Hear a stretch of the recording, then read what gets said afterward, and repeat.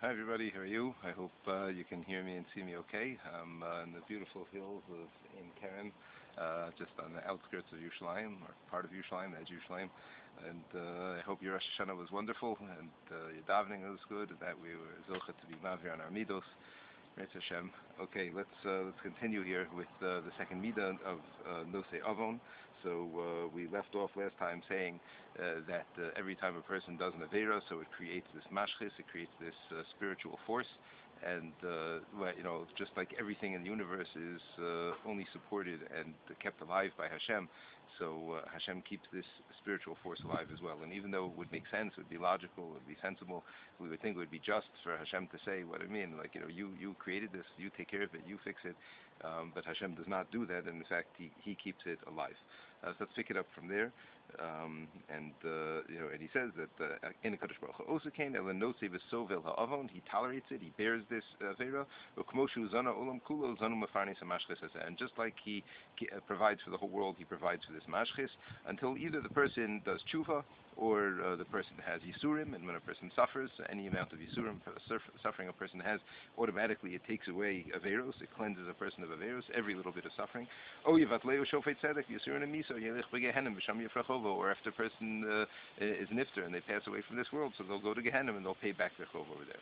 Okay, V'hainu Shamar Kayin, he says, this is what Kayin says, in the story in Bereshis, when Kayin, Kayin brings a carbon. Kayin is the one who is actually Machadesh, he's the one who comes up with the idea of karbanos, and he brings a carbon to Hashem, but he brings a carbon of not the best vegetables, not the best produce that he had.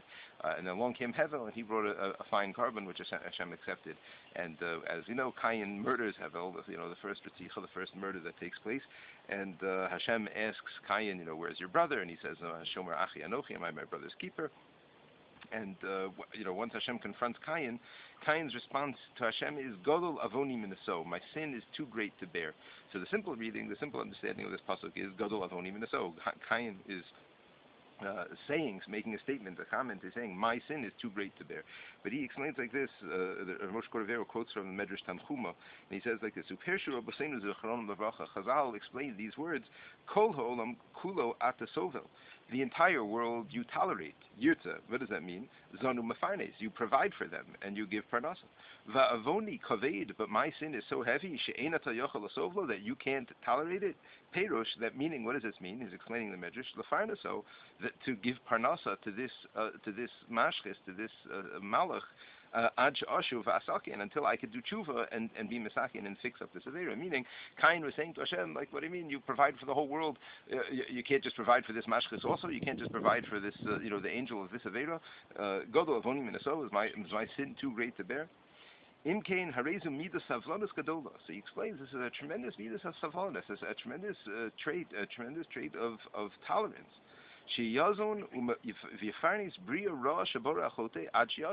That Hashem goes ahead and takes care of this evil creature, this creation, this evil, bad creation, and Hashem takes care of it until the person does tshuva.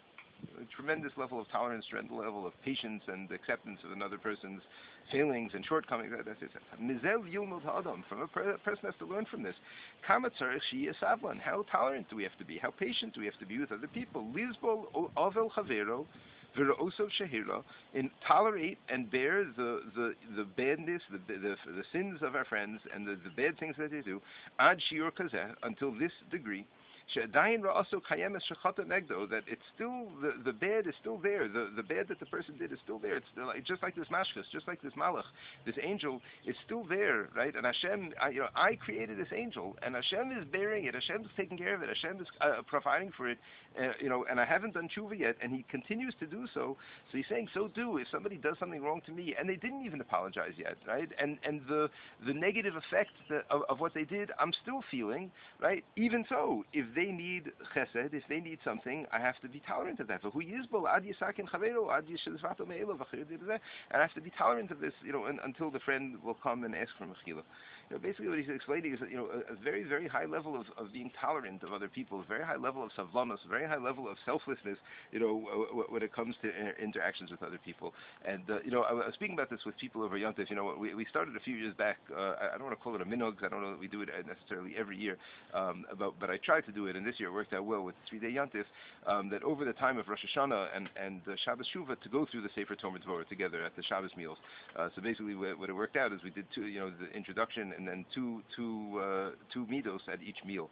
So over Shabbos and Yontif and Shabbos, the 2 days of Rosh Hashanah and Shabbos, we made it through all of the Yukid Middos. And so it sparked a lot of conversation at the table at different times with different guests and people that were there. And the question was that came up.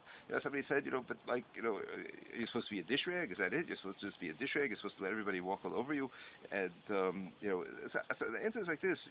No, a person is never supposed to do something and feel like they're becoming a dish rag. Right? If a person is feeling and they're building up resentments, then there's something wrong. Then a person, then a person needs to check themselves.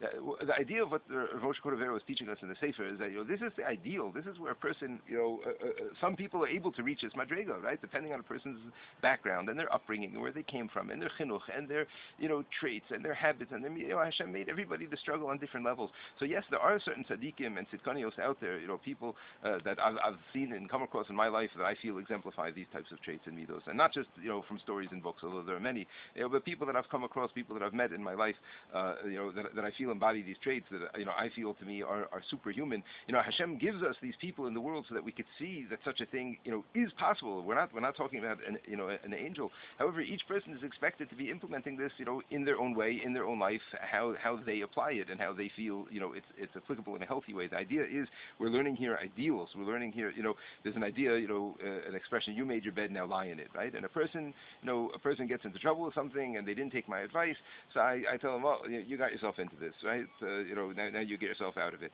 Like I gave the example in one of the previous Shiurim, a person borrows money from a loan shark in order to carry out a vendetta against Ruvain, right? And now the person comes to Ruvain for help, so Ruvain should respond, what do you mean, you got yourself into this, you get yourself out of it. So maybe Ruvain's not able to say that because for him it wouldn't be the right thing to do, it wouldn't be healthy under the circumstances, etc., etc. He would be building up resentment. It would be worse than what we call yatzascharo behefsedo. The loss would be better, worse than what he would gain. But the idea is that we're talking about an ideal here, and an ideal is, wouldn't we want Hashem to react this way to us? Wouldn't we want Hashem for all the averos, no matter how we do them, and no matter how much we're hanging on to them, we would love for Him to forgive them. So then we have to show that we're ready to put that, put our money where our mouth is, so to speak, and say, okay, well, if we want that treatment, then we have to be able to learn how to do that for other people. Maybe next time we'll talk about a story or two, that kind of embodies some of these principles in real life. People that actually function this way. Okay, have a great day.